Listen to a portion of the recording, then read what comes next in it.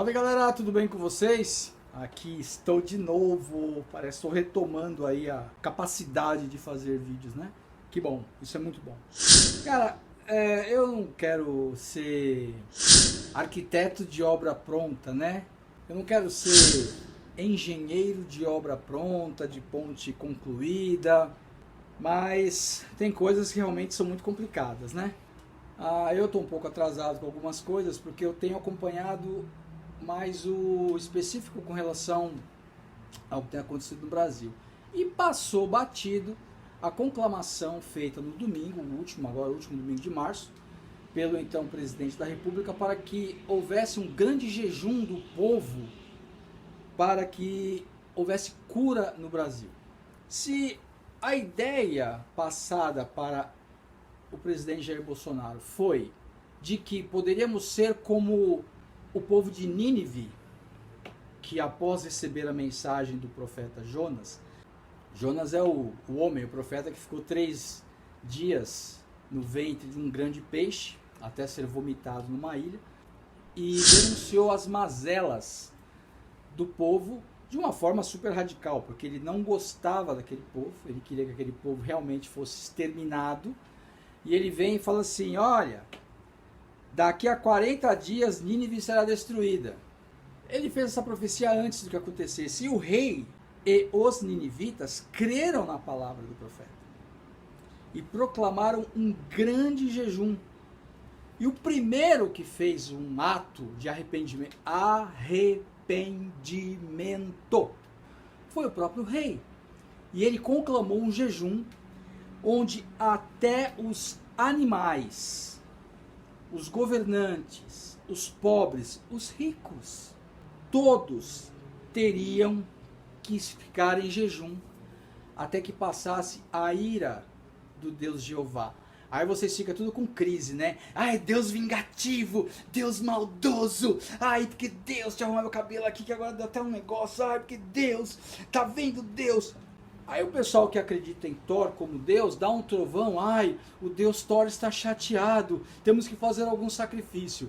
Aí fica um período chovendo, ai, o Deus Sol está chateado, temos que fazer algum sacrifício. Então, por favor, menos com relação ao Deus Jeová, se você não acredita nele como único Deus, e acredita em um Deus grego, Deus do Olimpo, uma entidade, e você entende que ela também fica irada com as coisas, e a natureza se volta, então por que o Deus Jeová não pode ter ira?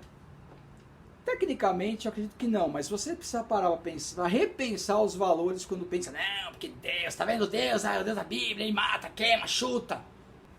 Eu acho meio infantil isso. Mas independente do que Deus sente ou não, porque se eu soubesse e entendesse as motivações de Deus, ele não seria Deus, seria um ser humano como eu, e olha que eu não entendo nem a mim, quanto mais ele, é incrível. Tem gente que não consegue nem se entender e quer entender as reações de Deus. Mas, de qualquer maneira, a ordem da parte do rei, primeiro o rei, primeiro o exemplo, primeiro a autoridade, ordenou que todos se cobrissem de pano de saco, os homens e os animais, e que todos clamassem com força ao Deus Todo-Poderoso.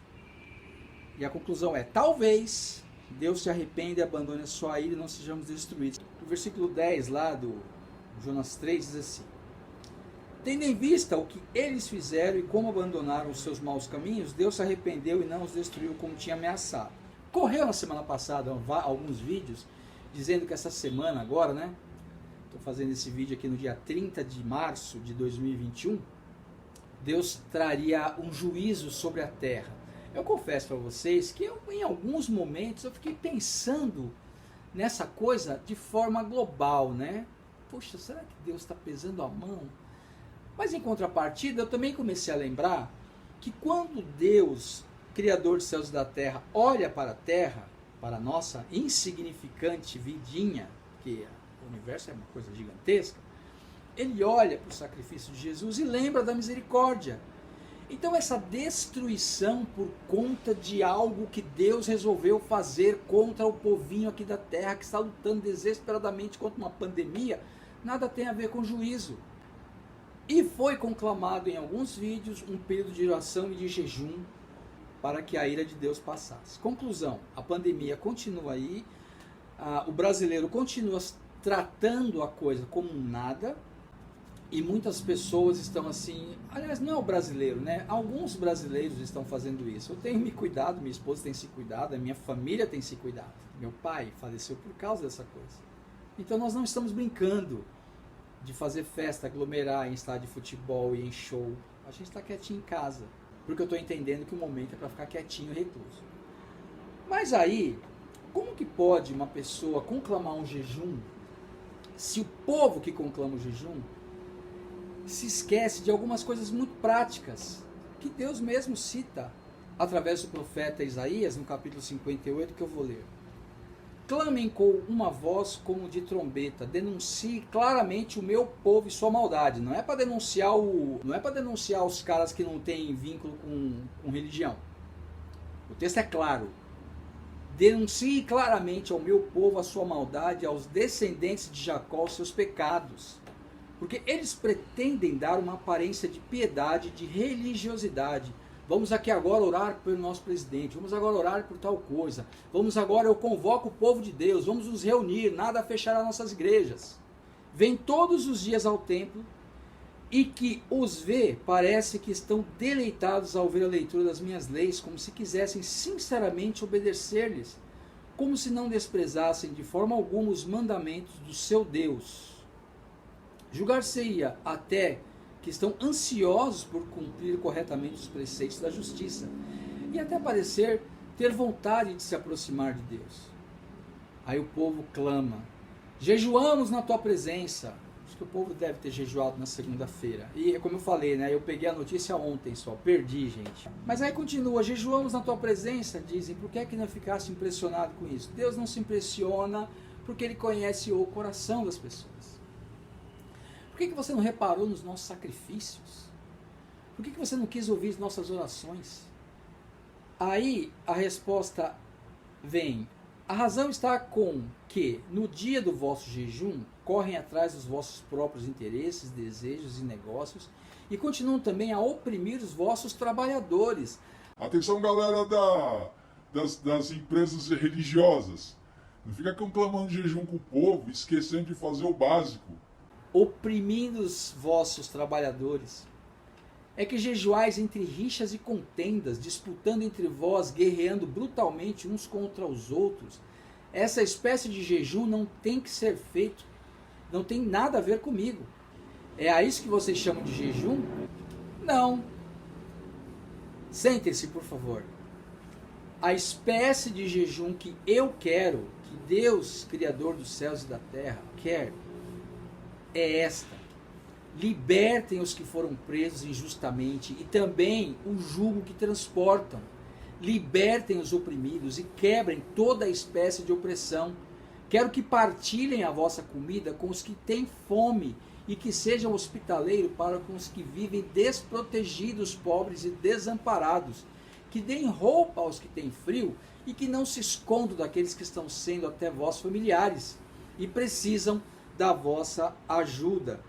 O jejum que agrada verdadeiramente a Deus é que haja justiça.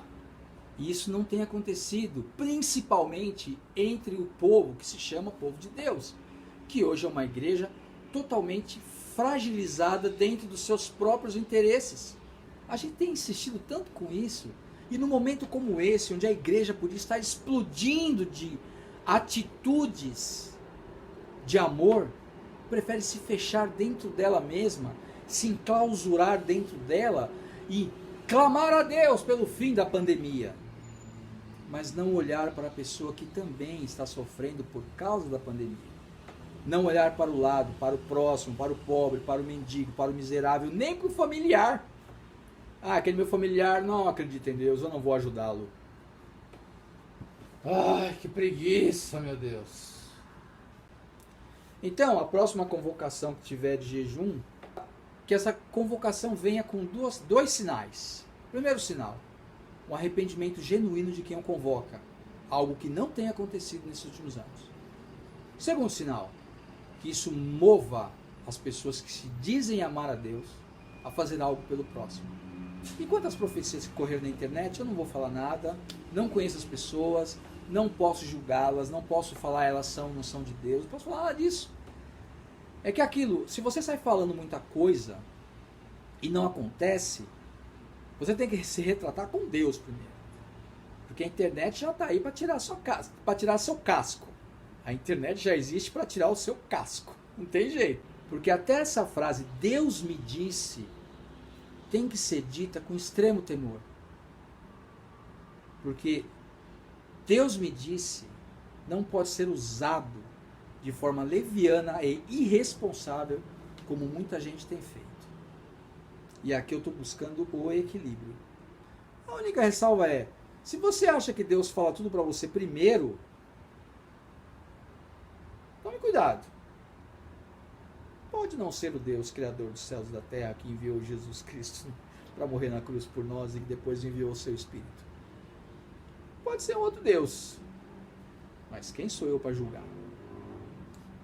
Valeu.